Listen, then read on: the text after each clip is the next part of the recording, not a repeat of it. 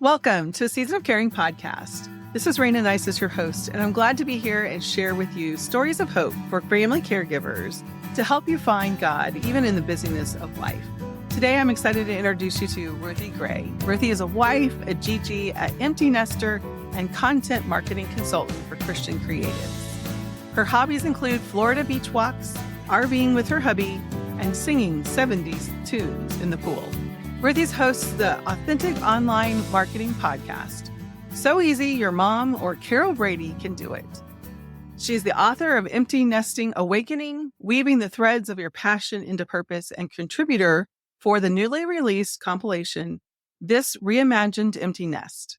Connect with her on Instagram or her website at AuthenticOnlineMarketing.com. Hi, Ruthie. Thanks so much for being here today. Thanks for having me, Raina. I am excited to talk about the topic because, as you and I both know, we've walked that road quite a few years. Yes. And it's one of those things that not everybody wants to wear the badge of caregiver, do they? I didn't sign up for it. I just got thrown into it with a double whammy right away. And I was 44 and I'm still doing it. And I'm almost 60. So, yeah. And it is a component of life that we all have. I think not all of us embrace it in the same way. When I look through my lifetime, it's been majority of my life. I've been in a caregiving role in some way or form. So tell us a little bit about your caregiving story. Well, I received a phone call one morning and I was just getting ready to homeschool my daughters their high school year. We just started and it was second semester and my husband was in the hospital already. He'd been ambulated to the hospital via emergency just the night before. My dad said, "Ruthie, I think your mom's had a stroke." And it just hit me right in the gut because I was already in an anxious place. Yeah. And I gave him a few instructions about where to go to take her to the doctor. And luckily, I live right beside my parents. And so I called my husband and he said, "You're going to have to go take control of that situation." Mom and Dad have never been ones who are super aggressive with their health. They kept up their doctor appointments, and that was about it. They didn't really listen to their bodies. And so my husband has had multiple illnesses over the years. He's chronically ill, and so am I. And so he knows how to be aggressive, and I do too now. So yeah, I had to drop everything. He said, "Don't worry about me. The doctors are taking care of me here. You're going to have to go take care of it." And I had to go and call an ambulance because Mom was in denial, like many stroke victims are. And so that began the journey. And then just 3 months later, my dad was hospitalized via emergency. And tons of issues with many different things were uncovered. And he was there for 19 days.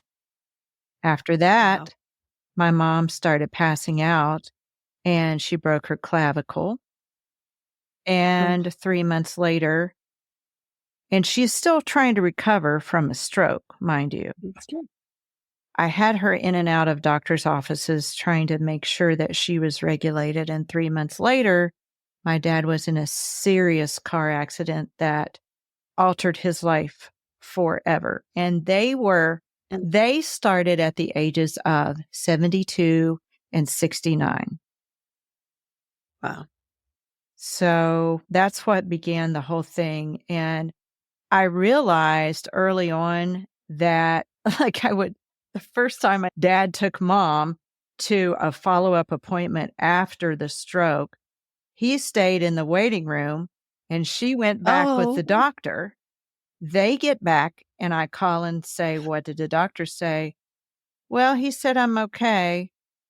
Dad, what did they say? I don't know. I sat out and I was like, oh, okay. I see how this goes now. I'm an only child.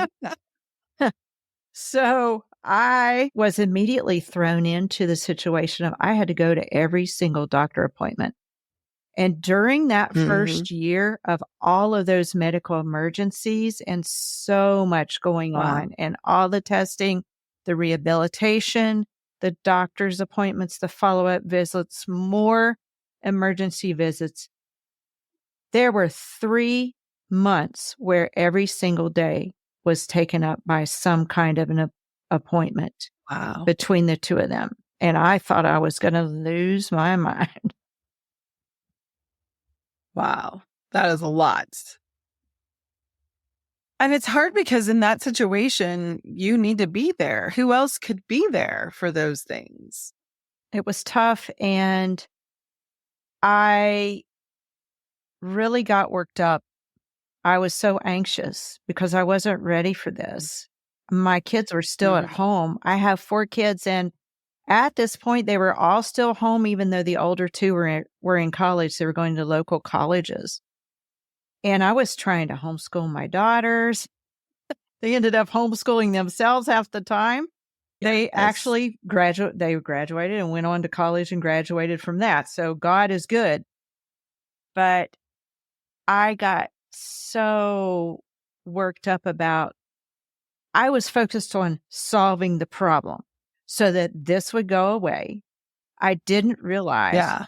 that this was gonna be a 15-year commitment and Right. that I was in it for the long haul. I was trying to make it go away, fix it, make it go away. I would chase doctors down. I Yes. became so aggressive.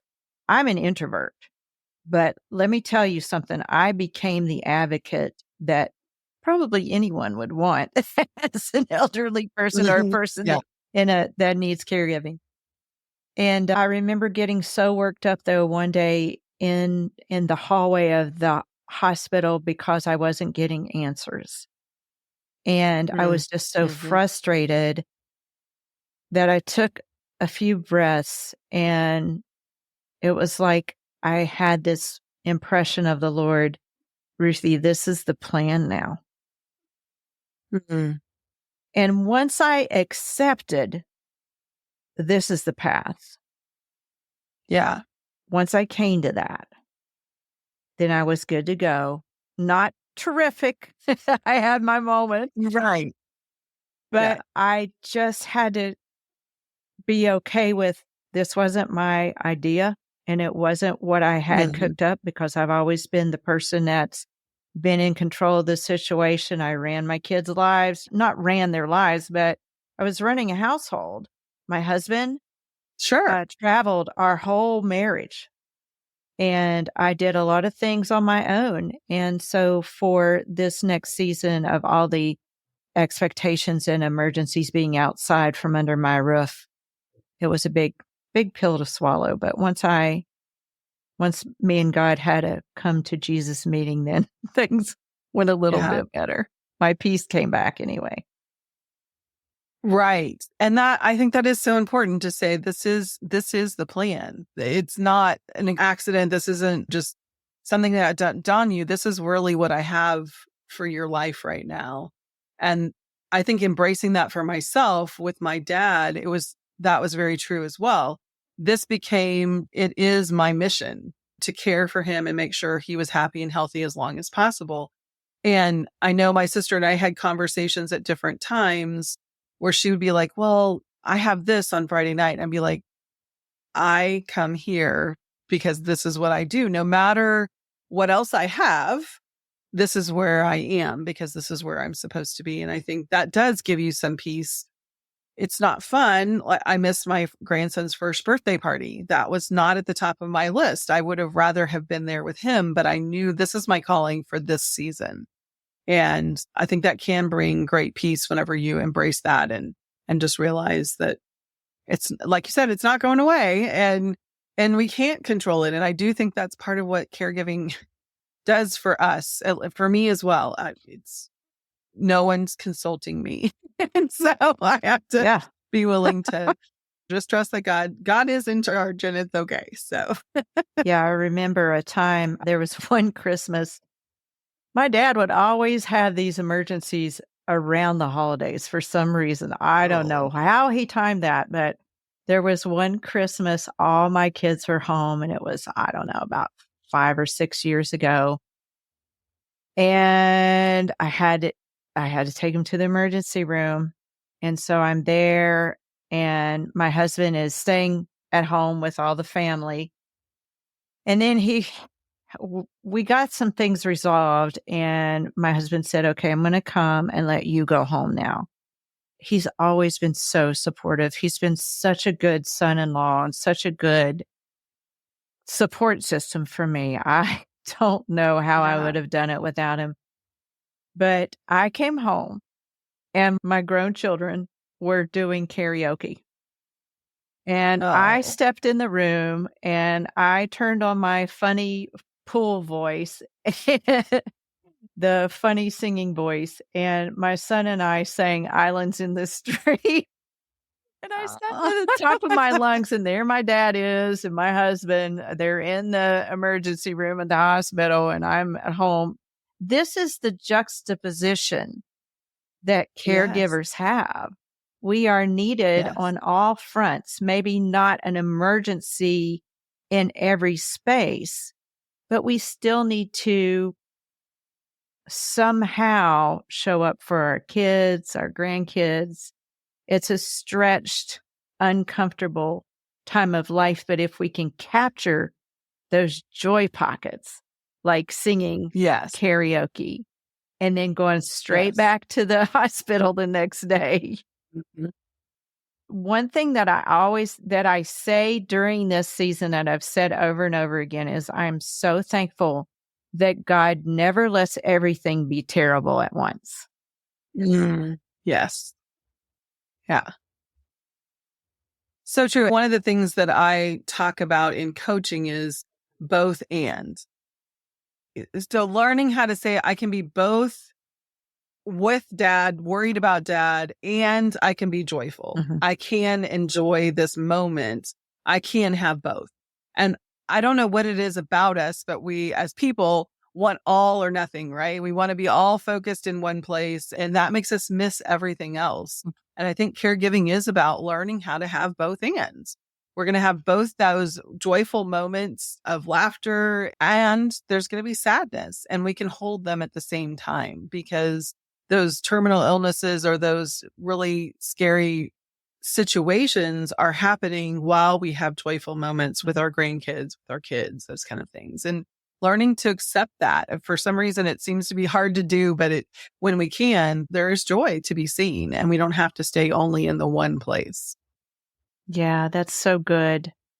I agree. And it's a lesson I've learned over and over and over in these past few Yes. years.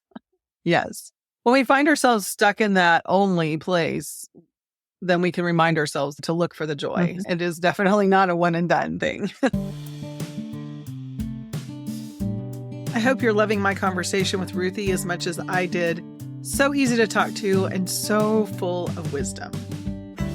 Today's episode has been brought to you by No Regrets, Hope for Your Caregiving Season. This is my story of caring for my parents during their journeys with Alzheimer's. It's filled with heartwarming stories, practical tips, and tools that I use to bury them with no regrets.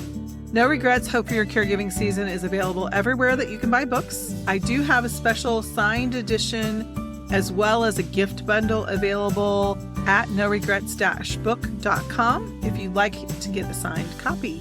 It's a great gift or a great way to find some tools that can help you with your self-care so that you can walk your parents all the way home. I know you'll enjoy it, and I would love to read your reviews.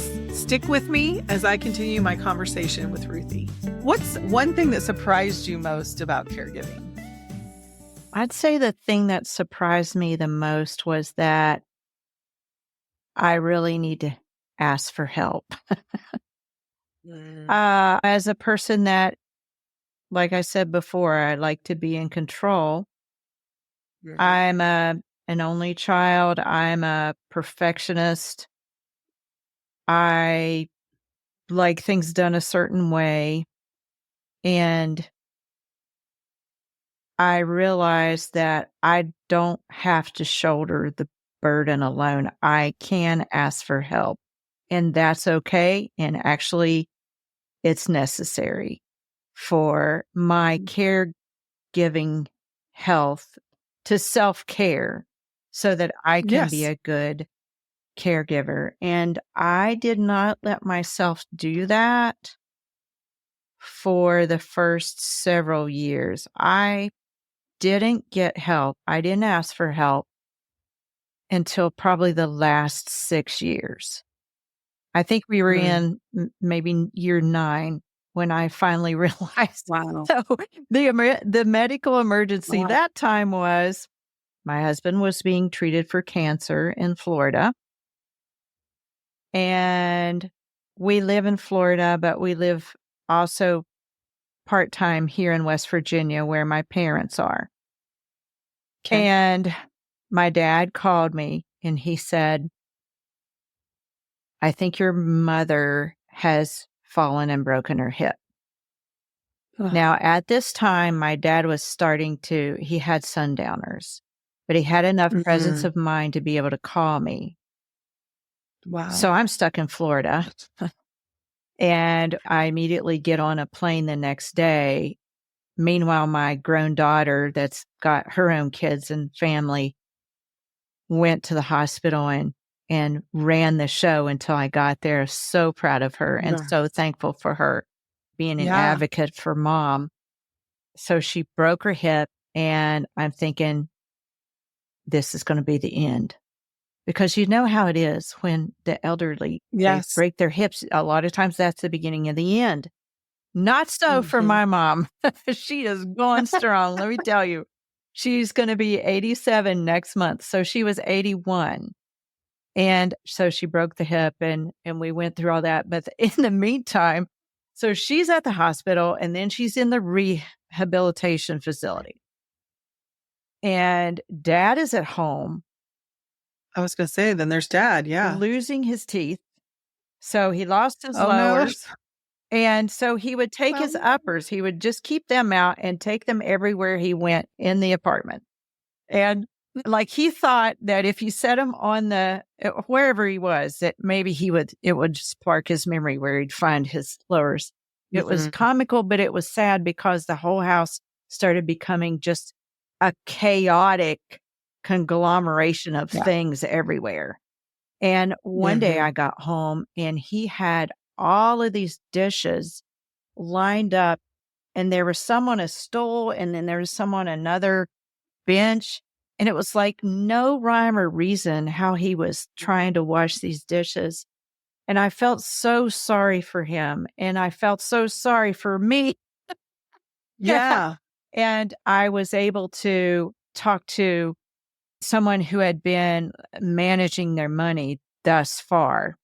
And I said, "Is there any help? Because I can't do this. I'm gonna go Yeah. berserk."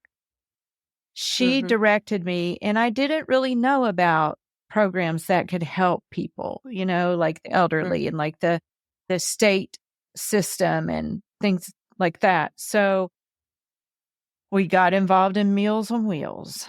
They qualified for a state funded help that would bring in people to clean their house and Mm. do some things like that. So that got the Mm. ball started rolling, and then after that, I was able to start asking for help more and getting things in place so that I could actually travel with my husband like I'd always wanted to do Mhm. now that my kids were gone. And so it freed me up and it really gave me my sanity back. And the one thing that their advisor said to me was, "You need some help so that you can start being the daughter again." And I thought, well, is that allowed? But I'm glad that I took the help because it's really, Yeah. I've needed it so much. And like I said, my mom she's going strong. Her Yeah. mind is strong. She loves to get out. I told her body is having a hard time. It's not keeping up with her mind is the Keeping up, problem. yeah. But Yeah. I mean, she's going strong and she might outlive us all. Who knows? In the beginning, nobody else could have done the things you were doing, probably. And I always say, you've got to find the things that someone else can do and let them go. And that's what's so important is once you get them kind of stabilized, not that you're disengaging, but you do get a chance to go and do the things that you want to do when you have those other pieces in place. Really important to do, not an easy balance. And what worked today might not work 6 months from now. So it's definitely a matter of finding that sweet spot in the moment, because we wish it could always be fixed, but it's not always the same. So we like things the same. I don't know why that is, because they never are they? They never are. And well, what? No, I was just going to say, like even you say in your book, which is so good, by the way, and it's a great resource, really is. But no two caregiving situations are the same, and you're just like you're just navigating from day to day. There's no spreadsheet, there's no map. Yes, it's kind of like rearing kids, only backwards. It is, Yeah, it really is. Because it's people. We're dealing with people, and all of us are so different that we have to find what works for each one. So definitely. Well, thank you for that. I appreciate that. Tell us, what was one time where God really showed up for you in your caregiving season?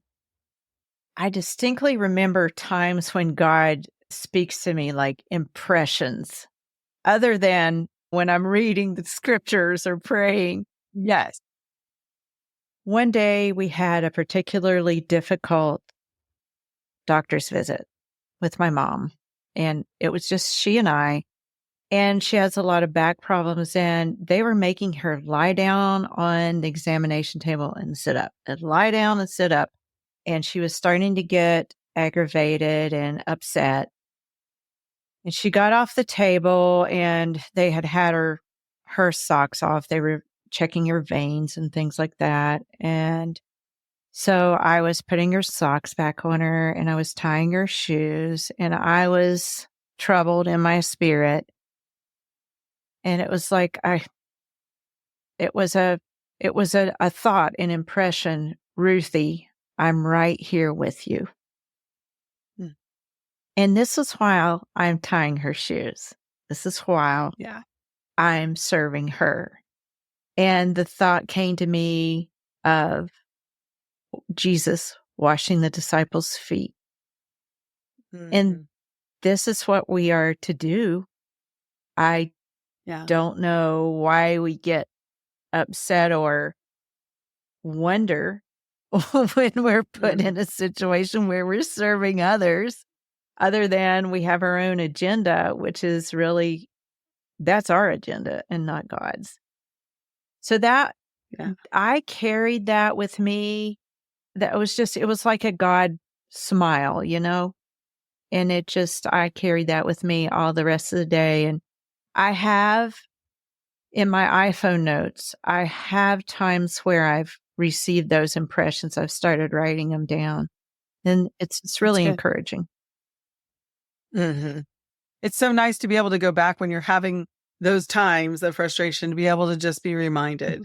We have such short memories when it comes to his faithfulness sometimes. And it is a blessing for us to be able to go back and look and see what's been recorded. And I love when we think about, that's what the Bible is just recording God and how he's moved. And we need to continue to do that for ourselves, so we have that resource. Yeah, for sure. So share with us a little bit about your book and where people can kind of stay in contact with you if they're interested in all of those fun things that you have going on outside of your caregiving world. Well, it's called Empty Nest Awakening, Weaving the Threads of Your Passions into Purpose. It's a very quick book. It's a quick read. It's 20 chapters. It's also interactive because it's my story, but it's your story.